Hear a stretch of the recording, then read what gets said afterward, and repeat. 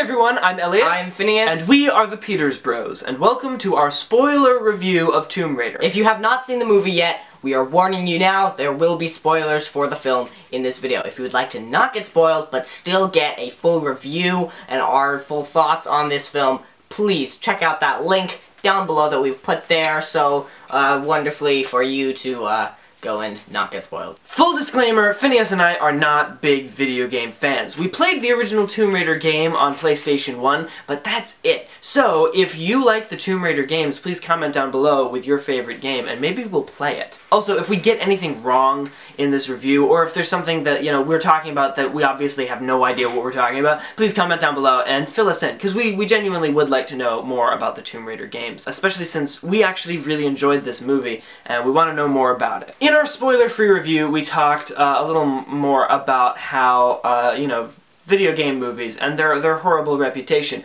and how this one actually kind of went above and beyond. Well, not exactly too far beyond. It stayed within a comfort zone, but it was able to use certain things to its advantage, and it definitely didn't fall into the same traps, like Finn said, that previous video game movies have. I didn't find it to be particularly spectacular. Storyline-wise, it was fairly unoriginal, but that's not such a bad thing. I think that it brought enough original stuff to the table, and I was able to tweak enough of the formula to get away with stuff like that. For instance, I think that the character of Lara Croft is definitely she deserves to be the Indiana Jones for a new generation. She was everything that you need in a good protagonist, and the fact that she was a woman wasn't something that they used in any way, which I felt was really clever, actually, because she's just, you know, she's a complex person. She felt like a real person. That's the thing that I'm trying to say. The moment that I realized that Lara Croft was a great protagonist was when they did something very original in this movie, where Laura has her first kill. There's this horrifying moment where she strangles a person to death in the mud.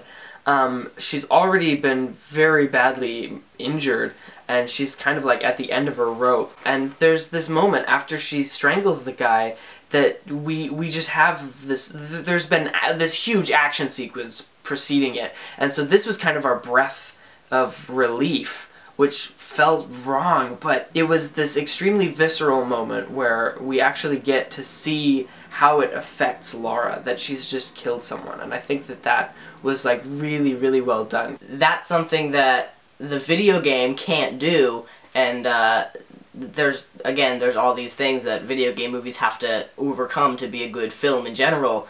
But they use that to their advantage, the fact that they could have moments like that. I think that kind of ties into what I was saying about how the movie's fairly unoriginal, and that's just in the storyline, because the storyline is very, very simple. It's not complex at all. She goes to the island, the actual complexity of the story comes in those moments, you know, they're just little things, you know, rather than having the film be particularly complex or have layers to it. It's a fairly flat movie, but it does have those moments of depth. And what I mean when I say that it's flat is just that it only has one storyline. There's only the A plot line for the whole thing. They try to make it seem like there's a B plot with Lou Ren for a little bit there, but it's literally just two like quick shots. And actually, Lou Ren, I thought that he was a really he has a lot of potential as a character, but they did not flesh him out enough. I think that they can do some really cool things with him, and the actor was great if they bring him back in the next movie. You know, then again, he could just be kind of a one-and-done character like most of the characters in the Indiana Jones franchise. You know, Indy is pretty much the only constant as everything around him changes. I think he should come back, and they should just definitely flesh him out, because I would be interested to see more of him. And he definitely filled a role that was necessary in the film. Yeah. We needed certain positive and negative relationships in Laura's life. Everything in the film, every single decision that it seemed like the filmmakers made was pretty much based around Laura as a character and what she needed to do to develop properly. Yeah, I just want to talk for a little bit about the antagonist, Vogel, because in most of like the big popular blockbuster movies today, there's been an antagonist problem, and that's mostly just due to Marvel. I would say that the only really effective antagonist that I've seen in big tentpole movies in recent years is Kylo Ren in the Star Wars franchise.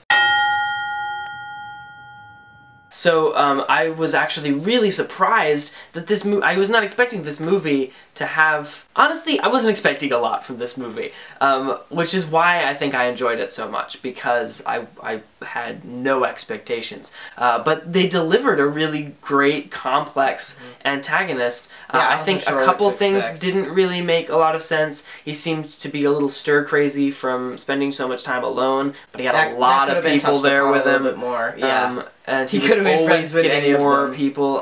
So I think that maybe that portion of his character could have been more effective had he literally been alone.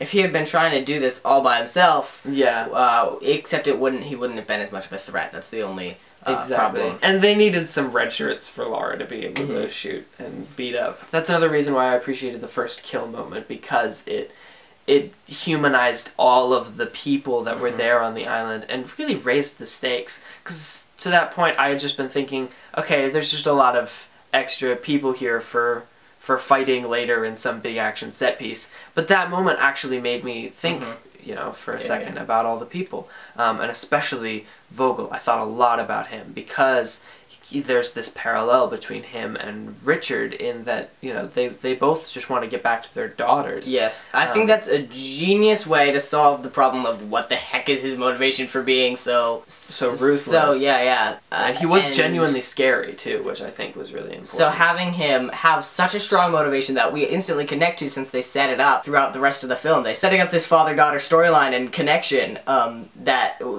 really trying to make us care about that as much as they could, and then he has 2 daughters, double the motivation. Oh! No, but having having the villain also have having Vogel have that same exact connection. It made me genuinely sad when because they both Laura want the same thing. That's just foolproof. I'm still really impressed with that. The phone call thing, the having him be stuck there, having him not be able to get off. They really tied up all of the loose ends of why he's doing this. Yeah. Plus, adding those 7 years helps understand why he wants it so badly. Yeah. Plus, having him not believe in it actually having any consequences. He just thinks he needs to grab dead lady and bring her back. Speaking of the dead lady, though, there was a moment where they were all standing around the casket, around the sarcophagus, and I was like, we have probably about 5 seconds before this goes totally Raiders of the Lost Ark and people's faces start melting off. Pretty much happened. Kind of happened, yeah.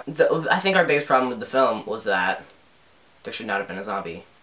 He should not have, that dead guy should not have come back to life. I think that is definitely the one thing that, if I could change one thing about the movie, is that they did a really great job of getting us to believe all of these unbelievable things, and they weren't even that unbelievable. All the stunts and stuff were very accurate to what I think you would look like, plus like she gets injured and it actually affects her. But then in the last 20 minutes of the movie, we're suddenly expected to believe that zombies are real in this universe. They could have just done away with that, and yeah, I think it could have they could have kept the whole disease spread by and the dad physical contact thing. Right? That it didn't need to be a thing that brought them, like, that made them undead. There is one other big complaint that I had that isn't the zombie thing, and that is the tacking on of the franchise. There was the whole subplot with that. This is like the one subplot that actually existed, and it barely existed.